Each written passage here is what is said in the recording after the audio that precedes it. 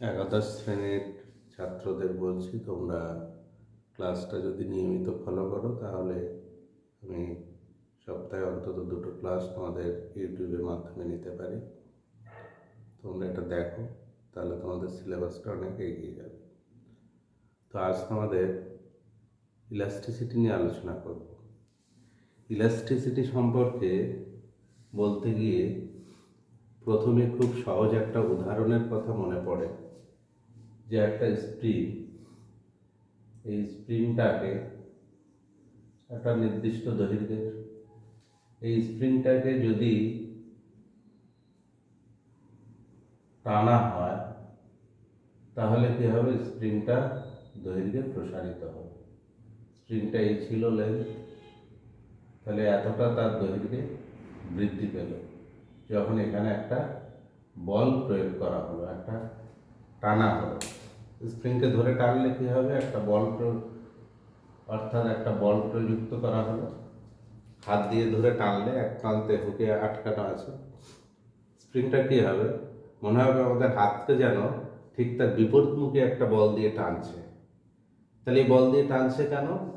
কারণ স্প্রিংয়ের মধ্যেই একটা প্রতিক্রিয়া বলের সৃষ্টি হয়েছে, অভ্যন্তরীণ প্রতিক্রিয়া বল, যার প্রভাবে কি হয়?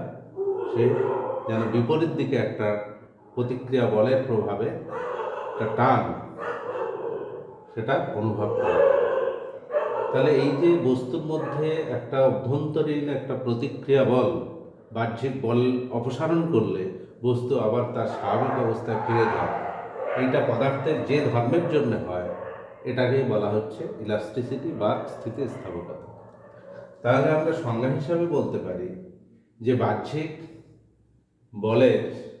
বাহ্যিক বল অপসারণ করলে যে বস্তুর যে সাধারণ ধর্মের জন্য বস্তুর মধ্যে যে অভ্যন্তরীণ প্রতিক্রিয়া বলের সৃষ্টি হয় এবং বস্তু তার আগের অবস্থায় ফিরে পায়, একেই বলা হচ্ছে স্থিতিস্থাপকতা। তো এটা যে কোনো পদার্থের হয়, কঠিন, তরল, গ্যাসীয় সমস্ত পদার্থই হচ্ছে স্থিতিস্থাপক। এখন এই স্থিতিস্থাপক পদার্থের স্থিতিস্থাপক একটা সীমা আছে, যে একটা স্প্রিংকে বল প্রয়োগ করা হলো, হাত দিয়ে টানা হলো, যখনই বল অপসারণ করা হলো আবার আগের অবস্থায় ফিরে পেল।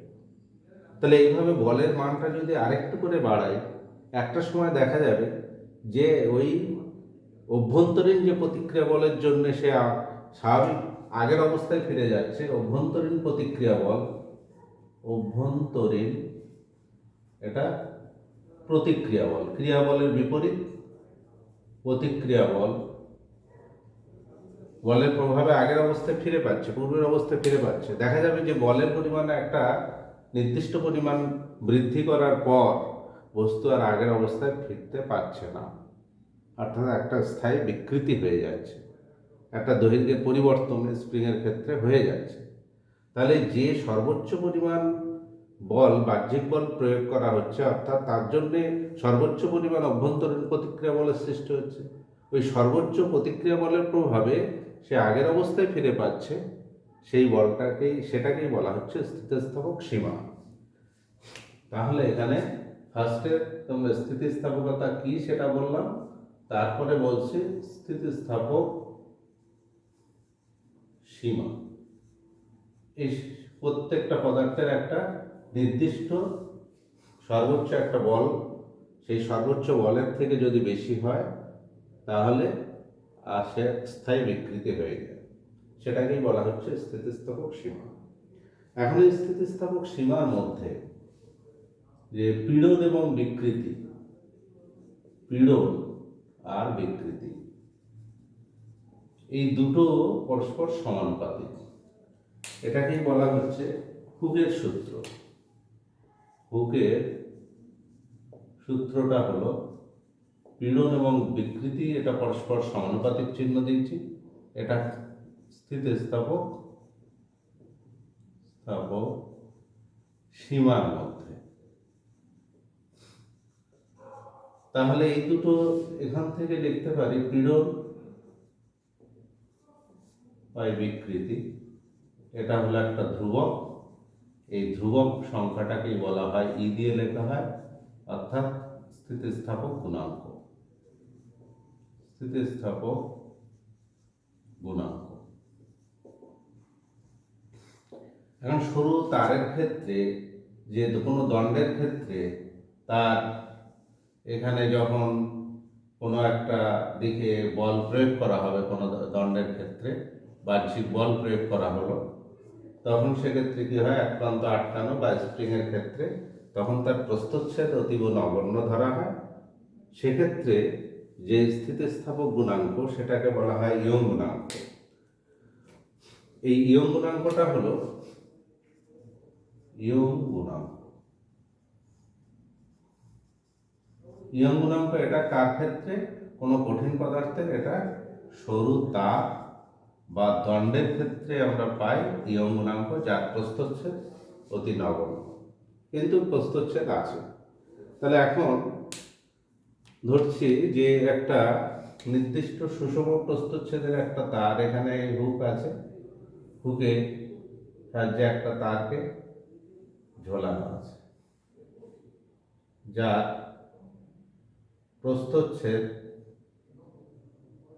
এই, এর প্রস্থচ্ছেদের ক্ষেত্রফল হলো ই, আর তারটার দৈর্ঘ্য কত, এল। তাহলে তার এই প্রান্ত থেকে এই প্রান্তের দৈর্ঘ্য হলো এল, আর এর প্রস্থচ্ছেদ, এটাকে যদি বড় করে দেখানো হয় তাহলে প্রস্থচ্ছেদ কিন্তু এই অংশটা, এইটা, এই প্রস্থচ্ছেদ হলো এই অংশটা, এটা এই তারের। তাহলে এটা পাই আর স্কোয়ার হয়ে যাবে যদি ব্যাসার্ধ আর হয়, এটাই এ। এইবার এই তারের শেষ প্রান্তে যদি বল প্রয়োগ করা হয়, অর্থাৎ কিছু ভার যদি চাপানো হয়, তাহলে কি হবে, এই তারটির শেষ প্রান্তে বল প্রয়োগ করলে এই তারটি দৈর্ঘ্যে বৃদ্ধি পাবে। এই দৈর্ঘ্যে বৃদ্ধি পাবে। কতটা দৈর্ঘ্যে বৃদ্ধি পেল? ধরা যাক যে এখানে এফ মানের বল প্রয়োগ করা হলো।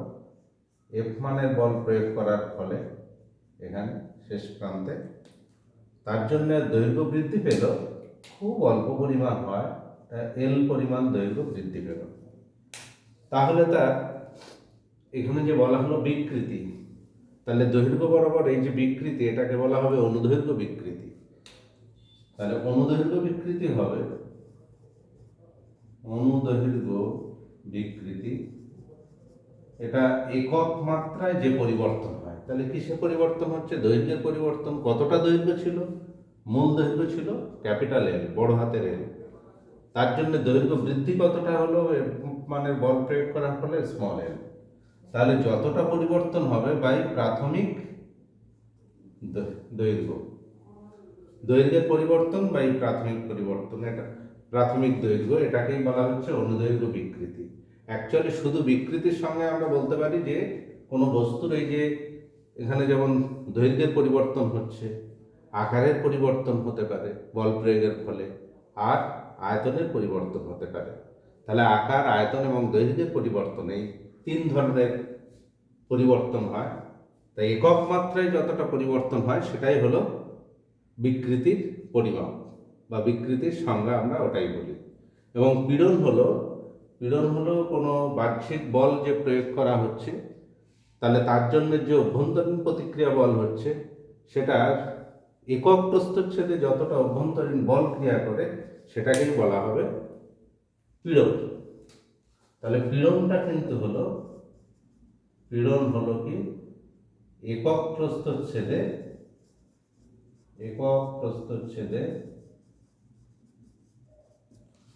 এটা অভ্যন্তরীণ প্রতিক্রিয়া বল, যতটা পরিমাণ অভ্যন্তরীণ প্রতিক্রিয়া বলকে পীড়ন বলা হয়। তাহলে এখানে যে পীড়ন সেটাকে বলা হবে অনুদৈর্ঘ্য পীড়ন। এই অনুদৈর্ঘ্য পীড়নটা কত হবে? অনুদৈর্ঘ্য পীড়ন। তাহলে এখানে বাহ্যিক বল হলো এফ মানের বল প্রয়োগ করা হচ্ছে, তাহলে অভ্যন্তরীণ প্রতিক্রিয়া বলও এফ হবে, যেহেতু ক্রিয়া প্রতিক্রিয়া বল সমান ও বিপরীত, নিউটনের তৃতীয় সূত্র, বা এর ক্ষেত্রফল হলো, এরিয়াটা হলো কত, এ। সুতরাং এই অনুদৈর্ঘ্য পীড়ন আর অনুদৈর্ঘ্য বিকৃতি, এই যে দুটোর অনুপাত, যেটাকে বলা হচ্ছে ইয়ং গুণাঙ্ক, তাহলে ইয়ং গুণাঙ্ক y ইকুয়ালস টু লিখতে পারি y ইকুয়ালস টু ইয়ং গুণাঙ্ক ইয়ং মডুলাস, এই জন্য ক্যাপিটাল Y ইকুয়ালস টু অনুদৈর্ঘ্য পীড়ন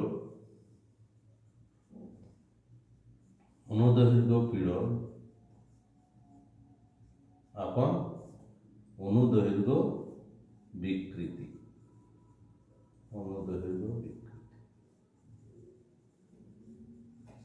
লংজিটিউডিনাল স্ট্রেস আপন longitudinal stress is equal to, এখানে পীড়নের মানটা হলো F আপন A divided by small l by capital L is equal to F capital L by A into L, এটাকে লেখা হয় y।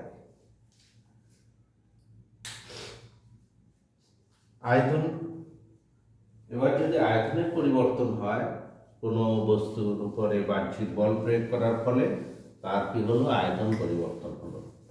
এবং সেটা কি কেমন, ধরা যাক কোনো গোলাপ আকার বস্তু, এটা একটা গোলক, বা এটা একটা কোনো ঘনক নেওয়া হলো, যে কোনো কঠিন বস্তু যার আয়তন আছে, তাহলে এর চতুর্দিকে এরকম লম্বভাবে বল প্রয়োগ করা হচ্ছে, লম্বভাবে বল প্রয়োগ করা হলো চতুর্দিক থেকে লম্বভাবে বল প্রযুক্ত করা হলো।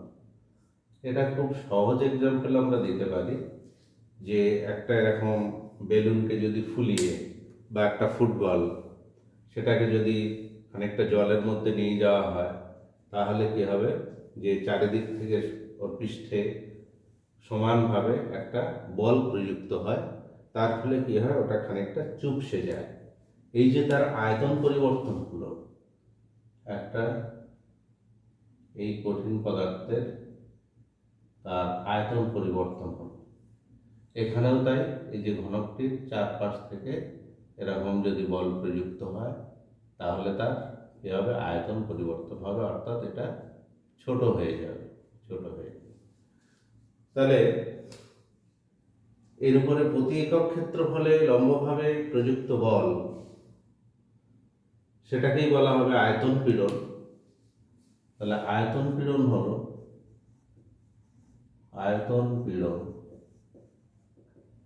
এটা লম্বভাবে প্রযুক্ত বল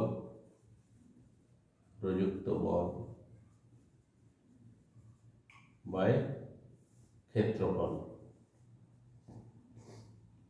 অ্যাকচুয়ালি এটাকে আমরা বলতে পারি চাপ, অর্থাৎ F বাই A, এটা ইজ ইকুয়াল টু প্রেসার, চাপ ইকুয়ালস টু বল বাই ক্ষেত্রফল, আয়তন পীড়ন। আয়তন বিকৃতি কত হবে, আয়তন বিকৃতি অর্থাৎ এখানে কি হচ্ছে, আয়তনের পরিবর্তন হচ্ছে। তাহলে প্রথমে এর আয়তন কত ছিল, প্রথমে এর আয়তন ছিল V আয়তন, এখন আয়তন কত হলো, কমে গিয়ে এর আয়তন হলো V মাইনাস স্মল v, ভিতরে কমে গেছে তো। তাহলে সুতরাং এখানে আয়তন হ্রাস কত হলো, আয়তন হ্রাস সেটা হলো স্মল v পরিমাণ আয়তন কমে গেছে। V ছিল, V থেকে স্মল v পরিমাণ কমে গেছে, অর্থাৎ আয়তনের পরিবর্তন কত, স্মল v পরিমাণ।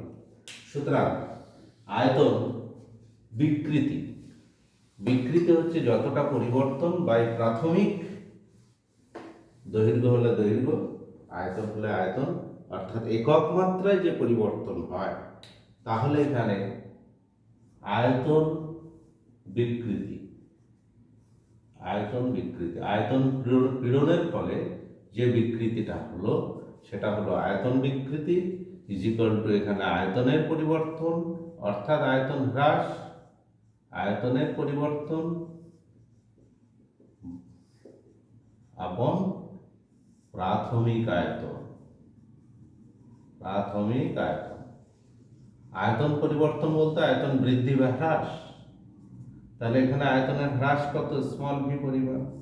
প্রাথমিক আয়তন কত, ক্যাপিটাল ভি। এটা আয়তন বিকৃতি, এটা হলো আয়তন পরিবর্তন, আয়তন পীড়ন।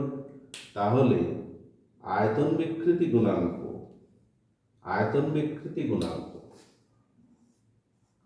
আয়তন বিকৃতি গুণাঙ্ক, এটাকে লেখা হয় বাক মডুলাস, বি দিয়ে লেখা হয়। কোনো কোনো বইতে এটা ইটা দিয়ে লেখা হয়, এটা অথবা এটা। বাক মডুলাস ইকুয়াল টু আয়তন পীড়ন, পীড়ন আপন আয়তন বিকৃতি, আয়তন বিকৃতি। তাহলে আয়তন পীড়নের মানটা কত, এটা অ্যাকচুয়ালি প্রেসার, চাপ। আয়তন পীড়নটা হলো এটা চাপ, small V capital V is equal to P V by small V. এটা আমাদের বিভিন্ন জায়গায় লাগবে, সাউন্ডের ক্ষেত্রে লাগবে, গ্যাসের আলোচনায় লাগবে। আয়তন বিকৃতি গুণাঙ্ক, যেটা বি দিয়ে লেখা হয়। আর একটা হলো যে কোনো বস্তুর উপরে যদি বল প্রয়োগের ফলে তার বাহ্যিক বলের প্রভাবে বস্তুর আকারের পরিবর্তন হয় কিন্তু আয়তনের কোনো পরিবর্তন হয় না, সেক্ষেত্রে যে পীড়ন সেটাকে কৃন্তন পীড়ন বলা হয়। কিন্তন পীড়ন। এক্সাম্পলটা কি হতে পারে, যে খুব সহজ এক্সাম্পল, একটা দেশলাই বাক্স বা এরকম ফাঁপা বাক্সের উপরে যদি এর ট্যানজেনশিয়াল একটা ফোর্স, যদি তল বরাবর একটা বল প্রয়োগ করা হয় তাহলে কি হবে, ওর আকারের পরিবর্তন হবে। বা একটা বইয়ের, একটা বই এরকম ভাবে রাখা আছে এরকম তলের উপরে, তাহলে এর উপরে বইয়ের পৃষ্ঠা অনেকগুলো এরকম, এর উপরে কি করা হলো, এই বরাবর একটা, এর উপরই তল, এই তল বরাবর এই বরাবর একটা ফোর্স অ্যাপ্লাই করা হলো, অর্থাৎ তলের উপরে একটা ঘেঁষে, তল ঘেঁষে একটা ফোর্স অ্যাপ্লাই করা হলো, বল প্রয়োগ করা হলো। তার ফলে কি হবে, ওর আকারের পরিবর্তন হবে, ডিফরমেশন, এইরকম খানিকটা বেঁকে যাবে। তাহলে এরকম ভাবে বেঁকে গেলে এরকম হয়ে গেল।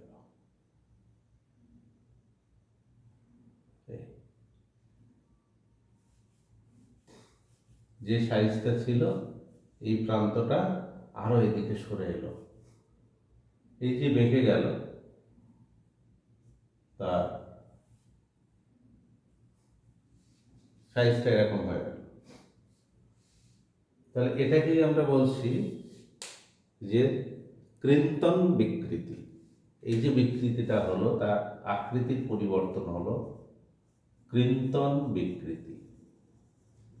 এই কৃন্তন বিকৃতি হলো কেন, এখানে যে ফোর্স দেওয়া হলো ট্যানজেনশিয়াল ফোর্স, স্পর্শনী বল পীড়ন, তো এই কৃন্তন বিকৃতি কিভাবে আমরা পরিমাপ করতে পারি, তো সেটা এখানে একটা আয়তঘনাকার বস্তু, একটা টিনের বাক্স নিয়েও তার উপরিতলে এটা উপরিতল আর এর নিচের তলটা হলো এর উপরে এই বরাবর বল প্রয়োগ করা হচ্ছে। বলটা কিভাবে প্রয়োগ করা হচ্ছে, এর উপর পৃষ্ঠে এই বরাবর বল প্রয়োগ করা হলো, তলটা ঘেঁষে নিয়ে। তাহলে এর উপরের যে নামকরণ করা যায়, এর উপরে আয়তাকার তল ABCD, এইটা নিচে EFG, এইখানে EFG, এইটা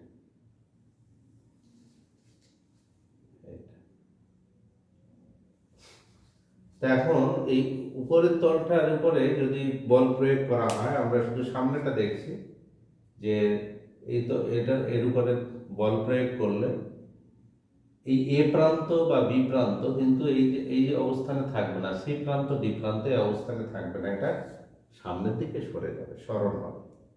তাহলে এ প্রান্তটা সরে গিয়ে সি প্রান্তটা সরে গিয়ে যদি এখানে হয়, ডি প্রান্তটা হবে এখানে, ঠিক একই পরিমাণ সরবে। এ প্রান্তটা সরে গিয়ে এখানে আসবে এ প্রান্তটা, আর এই বি প্রান্তটা সরে গিয়ে এইখানে আসবে।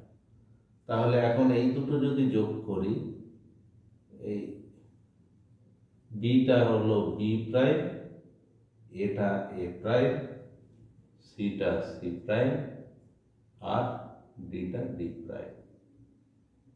এই তাহলে এখান থেকে এটা দিয়েছি ই বিন্দু, তাহলে ই বিন্দু পর্যন্ত ই এ প্রাইম যোগ করা হলো, ই এ প্রাইম যুক্ত করা হলো, এইটা যুক্ত করা হলো।